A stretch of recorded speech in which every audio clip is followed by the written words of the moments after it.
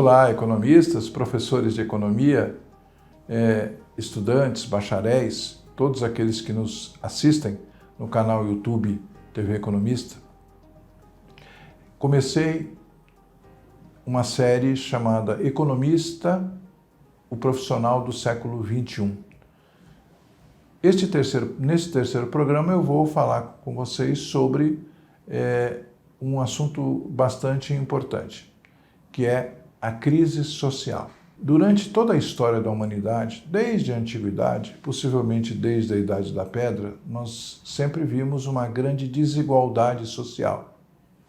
Essa desigualdade social, ela se apresenta ao longo dos séculos de formas diferentes. Em alguns momentos até com a taxação de que algumas pessoas são piores ou outras melhores do que os seus semelhantes. Durante muitos séculos, milênios mesmo, sobrevivemos vendo a escravidão humana. E em certo momento a sociedade tomou ciência de que isso é um absurdo, escravizar qualquer ser humano.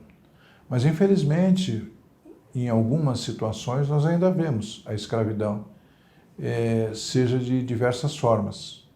Pode ser uma escravidão que reduz a pessoa à miséria e, portanto, à dependência absoluta, como pode ser até mesmo uma escravidão intelectual, de forma que a pessoa não pense mais, que ela mire num objetivo que não é nem o objetivo dela. Mas falando da escravidão mais conhecida, que é a escravidão no mundo do trabalho, e também tudo que gerou a escravidão.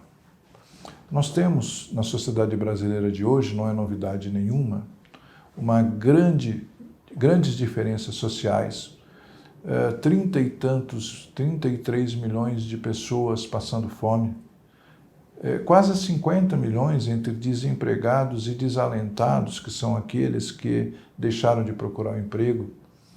Há pessoas que se deslocaram da sua profissão. Tudo isto faz com que elas não tenham renda, portanto, não tendo renda, tem uma maior dificuldade, e essa desigualdade, ela não deve permanecer. Não há aqui nenhum caráter ideológico na minha fala. É uma questão mais humana do que ideológica. Eu não estou defendendo a igualdade absoluta, muito ao contrário, eu estou dizendo que as pessoas são diferentes, mas há um nível mínimo de dignidade que todos devem ter.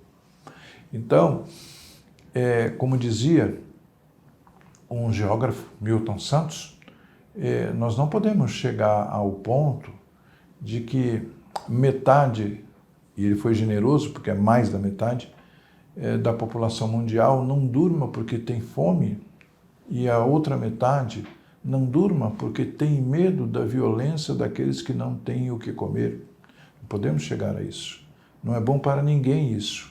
Nem para os que sofrem, nem para os que estão em melhor situação. E como é que o economista pode trabalhar nisso? Primeiro, nas políticas públicas. As políticas públicas, por menor recurso que haja, sempre são o motor melhor de tornar menos desigual a sociedade. Então nós já vimos várias políticas públicas de sucesso. Não são esmolas, não. São políticas de promoção das pessoas, para que elas próprias, em determinado momento, sejam ajudadas, porque não há outra forma, a não ser que elas sejam ajudadas, em outro momento, elas serão amparadas para que elas próprias consigam obter a renda suficiente para sobreviver. Essas políticas passam por educação, passam por saúde, mas passam por emprego, passam por uma movimentação maior da economia, que nós estamos esperando que ocorra brevemente, passa por investimentos estrangeiros no Brasil, sem dúvida, passa por modificações em normas legais, e tudo isto o economista pode dar subsídios para que essas políticas venham a ser adotadas. E nesse sentido, eu quero colocar que, além disso, do ponto de vista da sociedade, hoje o economista tem muito trabalho também com as entidades do chamado terceiro setor. Entidades que buscam suplementar o papel do Estado. Nós já vimos que o Estado nem sempre tem condições, mas é possível gerar riqueza e até mesmo autossustentação dessas entidades do terceiro setor através de um trabalho articulado, de um trabalho organizado, planejado, para que não se dependa tanto do setor público, embora muito disso seja responsabilidade do setor público. Outra questão para evitar essa desigualdade é a política tributária e a política orçamentária. Os tributos são aqueles recursos que são retirados da sociedade mediante uma quantificação de quem pode pagar mais, por que deve pagar mais, que não retire a sua lógica econômica, ou seja, o lucro não está em tela, é possível ter lucro e nós estamos numa sociedade que admite-se o lucro, só que é necessário também que esse lucro seja entendido como gerado por várias pessoas e não apenas por aquele que detém as cotas de uma empresa, que detém o capital. É um conjunto, aquele que detém o capital tem a sua parcela de contribuição, assim como aqueles que trabalham também.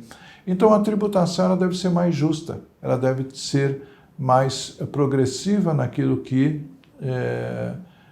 precisa ser e menos ou regressiva naquilo que retira recursos de quem não pode. Nós temos, nesse sentido, propostas aqui do próprio Conselho, dos sindicatos economistas sobre uma reforma tributária, e os economistas têm fundamental importância, por quê? Porque através dos estudos dos economistas é que se vai montar a proposta de mudança tributária mais justa, ou seja, aquilo que não prejudica a economia como um modo geral, né, de um modo geral, e aquilo que fomenta a melhor igualdade, a menor desigualdade. Ao mesmo tempo, o orçamento público é o direcionador dos recursos. É necessário que os recursos que entrem para o Estado, nos níveis federal, municipal e estadual, sejam deslocados para quê? Para a promoção das pessoas, para que as pessoas tenham maior emprego.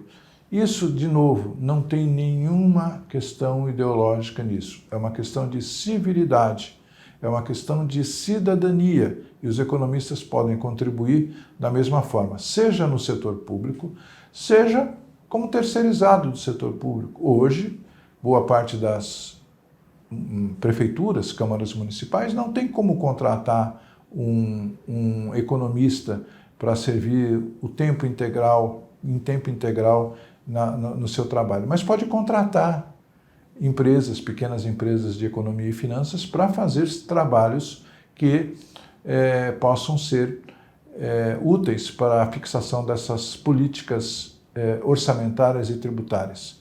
E é isso que nós estamos trabalhando também no Conselho de São Paulo, Corecon São Paulo, em propostas que venham a atender esse campo novo, que não é novo, mas é um campo com uma perspectiva nova dos economistas. Obrigado.